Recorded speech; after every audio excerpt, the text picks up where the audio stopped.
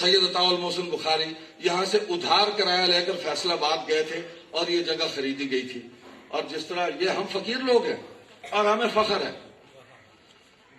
جیسا کیسا بن رہا بن جائے گا. عزائم بلند ہے.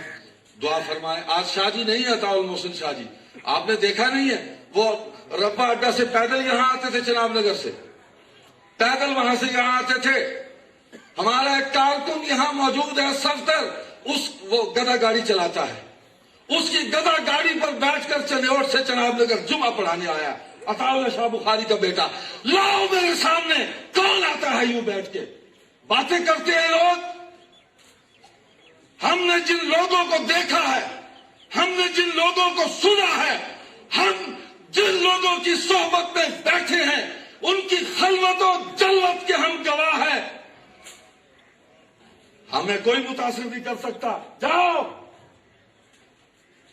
ہم پر کسی کا کوئی روک نہیں ڈل سکتا. ہم نے جن کو دیکھ لیا ان آنکھوں میں, اب کوئی نہیں دیکھا. احترام سب کا ہے. ہمارے سر پر بیٹھے سرتاج ہیں, ہمارے سب بزرگ ہیں.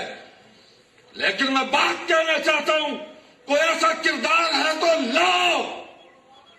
اس مسجد کی تعمیر میں 500 تغاری عطاء المحسن قائد احرار عطاء اللہ شاہ بخاری کے بیٹے نے اپنے ہاتھوں سے اٹھا کے اس پر ڈالی ہے.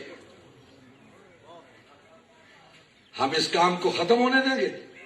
ہمارے ٹکڑے کر دو, ہمارا قیمہ بنا دو, ہمیں خاک میں ملا کر ہماری خاک بھی اڑا دو. اس اڑتی ہوئی خاک سے بھی ختم نبوت زندہ باد کے نعرے بلند ہو.